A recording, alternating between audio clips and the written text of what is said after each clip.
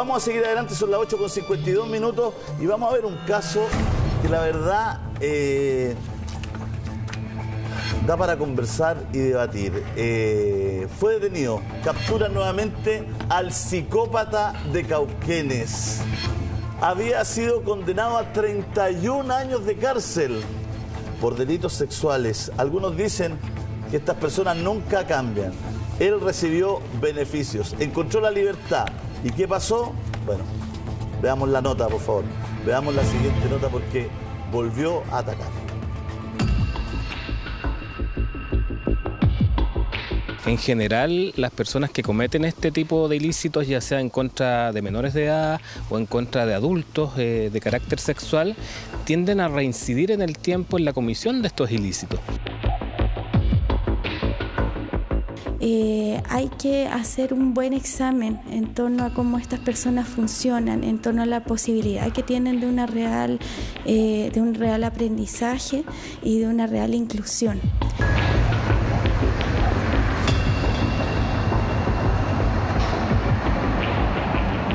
Antiguo, ya esta persona registraba condenas anteriores por lo que antiguamente se llamaban abusos deshonestos y posteriormente también delitos de robo con violación y delitos también de abusos sexuales. Lo que se señaló en la audiencia es que derechamente nunca se estableció lo que él dice, si existía o no existía consentimiento. Nunca escuchó ni un sí ni un no. Lo que llama mucho la atención es que, te insisto, como Estado no tengamos conocimiento, no tuviéramos conocimiento de la actividad que estaba desarrollando esta persona.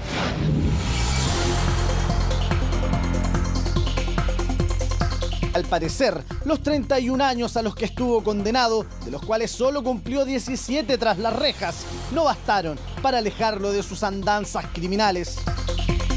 Los delitos que se le imputaban a este hombre anteriormente eran acusaciones y condenas por el sistema antiguo de robos con violación, robos con intimidación, abusos sexuales.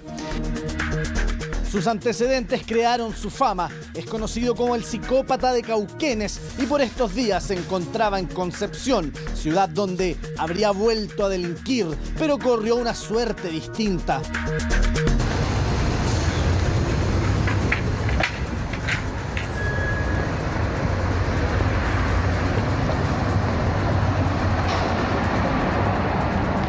De la propia declaración del imputado, este ya estaba en libertad antes del año 2019 y se encontraba bajo un régimen de firmas desde el año 2018 y por lo tanto desde el 2018 él ya se había establecido en Cauquenes junto con una hermana y visitaba esporádicamente en Concepción y posteriormente se traslada a vivir a Concepción y ya desde verano del año 2019 señala que comienza a visitar el Parque Ecuador y es en este lugar donde se desarrollan básicamente los delitos.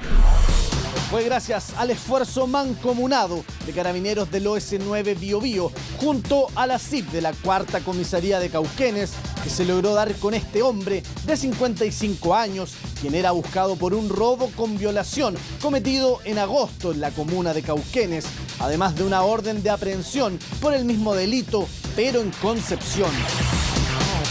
En los meses de abril y junio del año 2019, habría cometido estos delitos de robo y violación en la vía pública, afectando a mujeres adultas, las que denunciaron el hecho una vez ocurrido. Carabineros de Cauquenes logró levantar en el sitio de suceso muestras biológicas, las que posteriormente fueron enviadas a Santiago, Servicio Médico Legal, quienes, mediante cierto levantamiento de ADN, nos otorgaron la identidad del autor de estos delitos. Carabineros se encuentra en la misión de investigar por lo menos 4 casos donde él es el presunto responsable, siempre usando una técnica similar.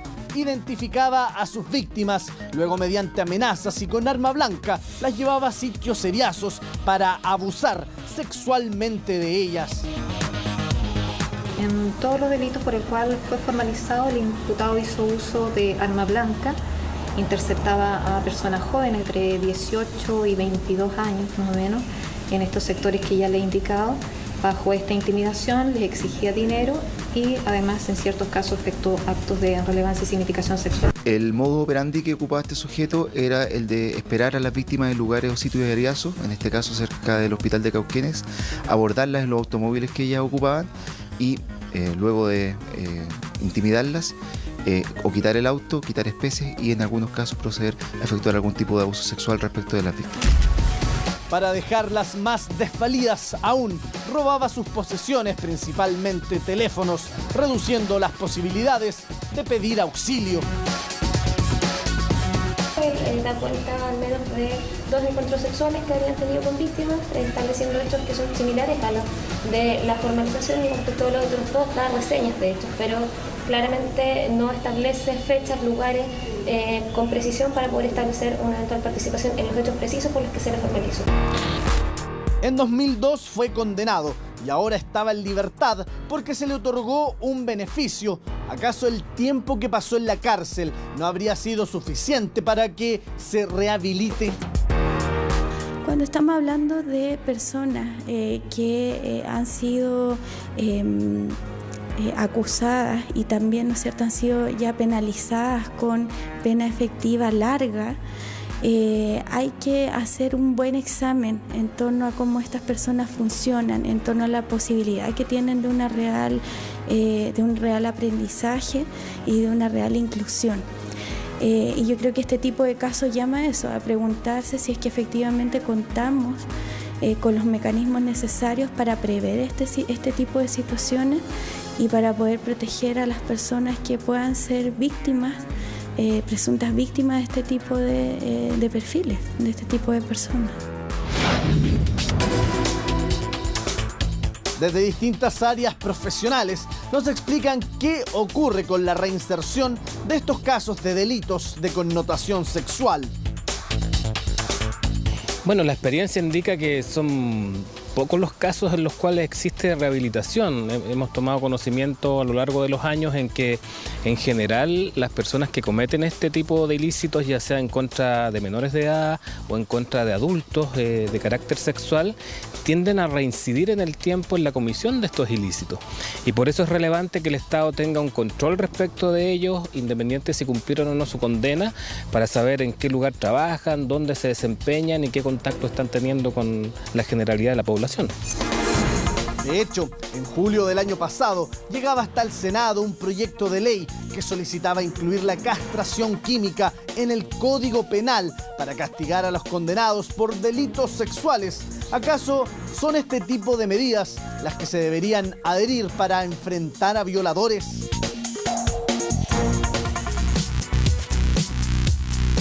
En general, el Estado y el Parlamento han apuntado respecto de la protección de los menores, respecto del abuso de los menores, respecto de los delitos que se cometen en contra de menores de edad, y parece que el acento estuvo bien en ese minuto. Sin embargo, han quedado un poco desprotegidas las mujeres o adultos que han sido en el tiempo también objeto de estos delitos sexuales. Y aquí es donde debiera apuntar también el Estado, al control efectivo de estas personas una vez que cumplen sus condenas o bien que las cumplen en libertad. No es posible que, por ejemplo, una persona que haya sido condenada a 30 años de privación de libertad por delitos de esta naturaleza salga en libertad y el Estado no tenga conocimiento en qué lugar se encuentra, qué actividad está desempeñando, si está desempeñando o no una actividad laboral, si tiene contacto con menores de edad. El psicópata de Cauquenes comenzó su 2020 enfrentando a la justicia 1 de enero y Carabineros logró detenerlo en un hostal. De hecho, en este tipo de hospedajes es que había estado durante el último tiempo. No tenía casa y el pasar de hogar en hogar le habría ayudado para engañar a la justicia. Y los cambios constantes de domicilio se derivan por temas laborales y también por situaciones que se dan dentro de la misma persecución. Para poder facilitar su vida está en constante cambio de domicilio, así también dificultaba que las instituciones policiales pudieran efectuar algún tipo de persecución. Como digo, nuestra forma de llegar hacia él fue mediante un método científico, como fue el ADN, no fue por una ubicación directa, no fue por un hallazgo en el sitio de suceso, sino que fue por vinculación científica. Al día siguiente se paró frente al estrado, donde se definió su futuro. Constituye un peligro para la seguridad de la sociedad, fundado los diversos delitos que ha cometido, todos graves, y en este caso también los antecedentes penales pretéritos de este imputado. Algo debe estar ocurriendo con el sistema carcelario de nuestro país, y es que casos de reincidencia se oyen constantemente. Yo diría que tienen un alto grado de reincidencia, ¿eh? La experiencia así lo indica, sobre todo personas que han cometido reiteraciones de estos delitos en el tiempo, habitualmente una vez que cumplen las condenas o las cumplen en libertad, transcurrido un periodo de tiempo nos encontramos con casos de reincidencia de la misma persona. Nada más recordar la historia de Antonio Carvajal Valdivieso, más conocido como el psicópata del pincel. Nosotros determinamos por lo menos 6 o 7 personas, mujeres, de las mismas condiciones que la testigo, ¿ya? Que les ocurrió casi lo mismo. Su condena era de 29 años, pero al pasar solo 10, obtuvo un beneficio por el que salió de la cárcel. No me considero un delincuente, me condeno o no condene, yo siempre voy a ser inocente. Se me estigmatizó como un psicópata, el pincel. El año pasado, en noviembre, reincidió, atacando a una vendedora de ropa americana. Él se habría obsesionado con ella.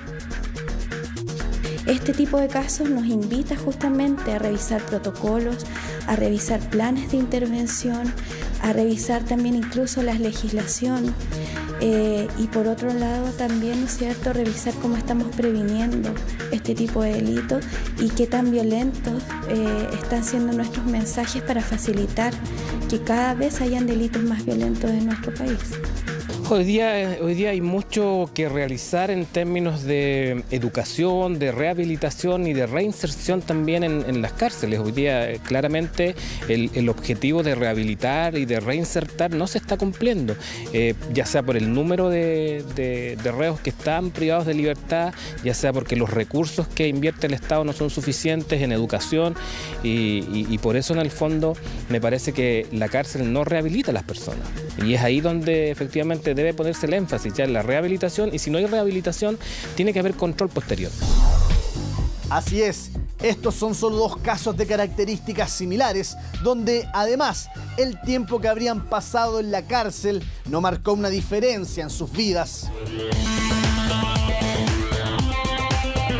El futuro del psicópata de Cauquenes quedará en manos de la justicia, pero nada ni nadie podría asegurar que recaiga en sus andanzas y nuevas víctimas lamenten el haberse cruzado en el camino de este psicópata. Es un caso particular donde pese a haber pagado una parte de su deuda con la sociedad, habría vuelto a lo mismo. El debate queda abierto. ¿Qué debe pasar finalmente con los condenados por delitos sexuales? Estaba condenado a 31 años de cárcel, pasó 18 aproximadamente, quizá un poco menos. ¿Qué es lo que pasó cuando volvió a la sociedad? Volvió a cometer los delitos. Estamos hablando del psicópata de Cauquenes. Todos tienen o merecen este tipo de beneficios. ¿Cuáles son los derechos de las personas? ¿Hasta dónde llegan? ¿Hay rehabilitación realmente después de pasar tantos años en una cárcel? Quien sabe mucho este tema y nos acompaña hoy día es el señor Carlos Pinto. Carlos, bienvenido al programa. Hola. Que además nos trae su crónica, su historia, la vamos a ver un ratito más, pero te queremos integrar de inmediato al panel. Carlos, gracias por estar acá con nosotros.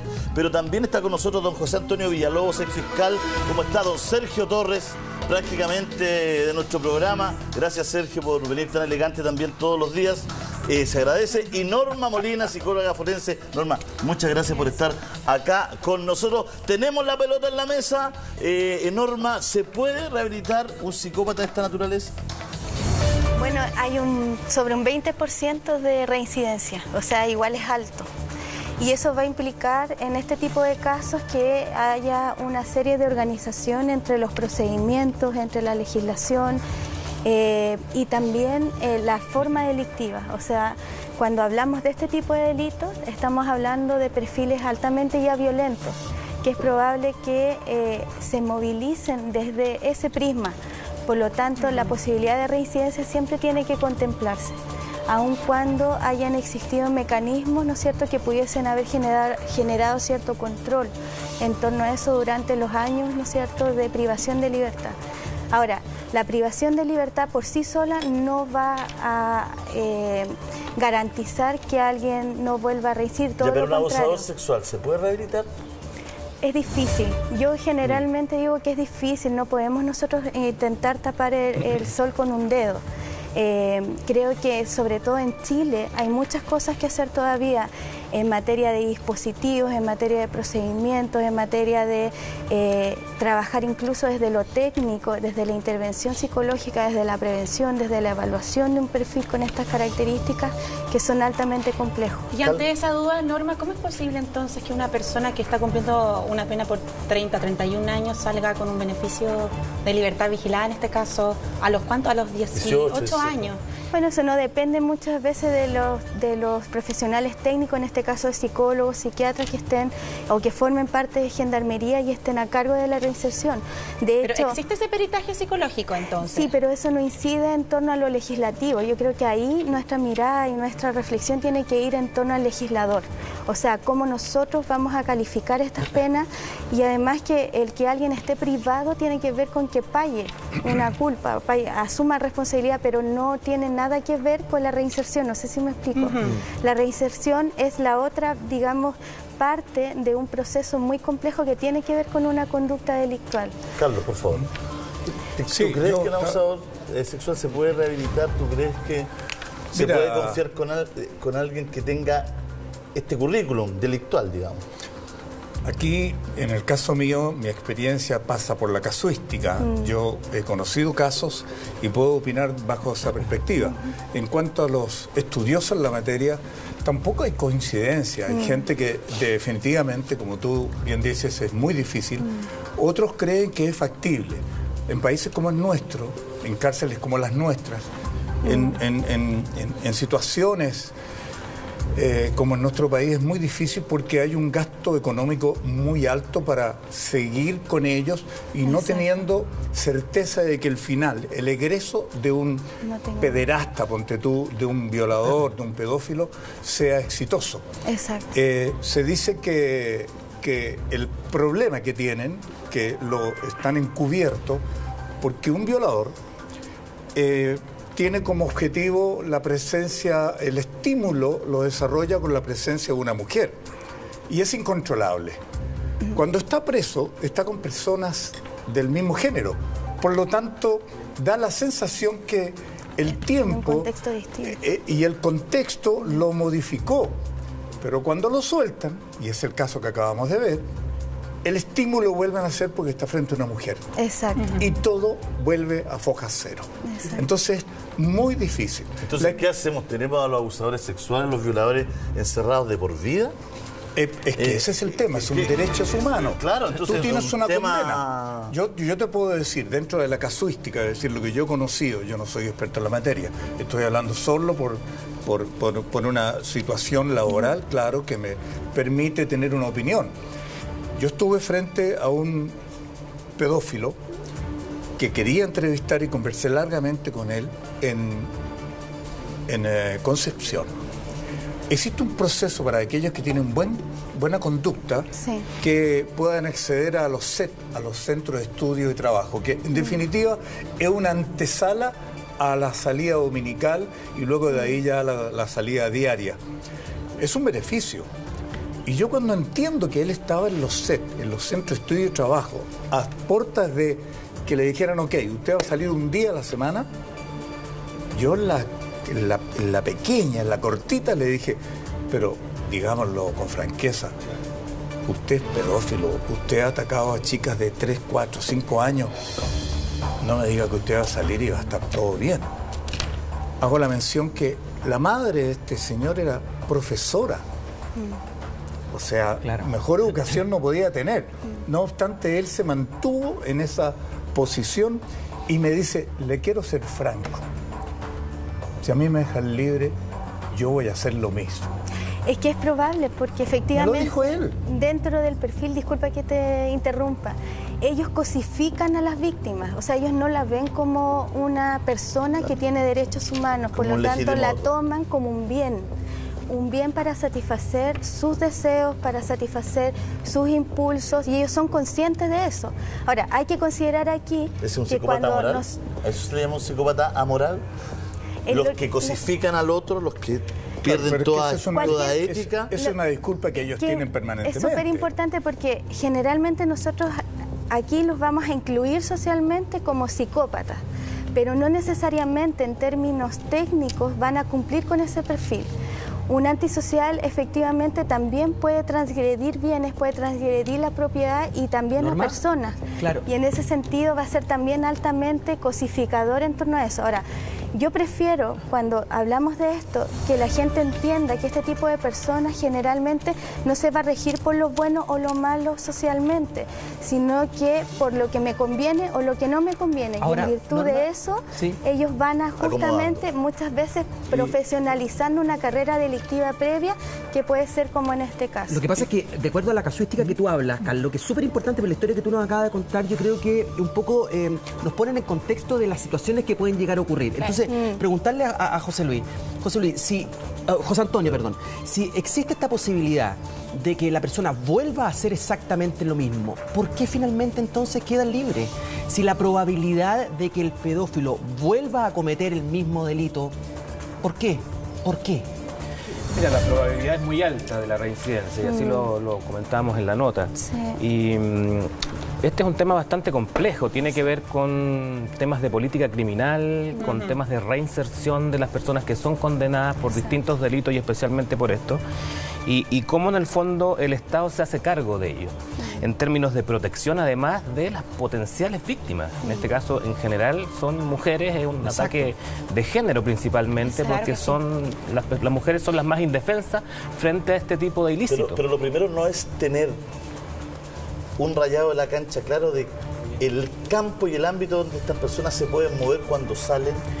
O sea, hasta hace poco no teníamos, podían ser hasta choferes de transporte escolar. Pasa en otros países que o sea, hace poquito rayamos la cancha. La Milla quería decir algo. No, respecto a lo que estabas diciendo, yo he visto en otros países que a estas personas cuando salen en libertad se les aísla, se les pone en lugares específicos. Y eso es súper importante, porque en el fondo el Estado aquí tiene que hacerse cargo del control de social. Si otorga, por ejemplo, algún beneficio a esta persona. En este caso en particular, él salió antes del cumplimiento de su condena efectiva, que es lo que referías tú, y el Estado entiendo que no sabía efectivamente dónde se encontraba esta persona. Y aquí es súper importante que se legisle, porque hoy día no existe esta regulación. ¿Dónde está la persona? ¿Qué actividad está desempeñando? ¿Con quién se vincula? Tiene que haber una persona, delegado de Gendarmería o algún otro organismo que tenga un control, pero un control efectivo. Que sepamos en el fondo dónde la persona está desempeñándose, dónde está viviendo, si tiene o no vinculación con menores de edad, con mujeres, en qué trabaja. Y eso es súper relevante. Si no tienes control, pasa esto. Pero mira, yo le conté una historia del pedófilo, y el pedófilo fue dejado en libertad. Sí. Y volvió al mes porque ha violado a una pequeña de 5 años. Imagínate. Para el resto de su vida. Y eso generalmente va a pasar porque una cosa es que cumplan la condena, que es de alguna manera restituir lo que yo hice, hacerme responsable de la culpa que yo tengo social y legalmente frente a un delito, pero eso no asegura una reinserción.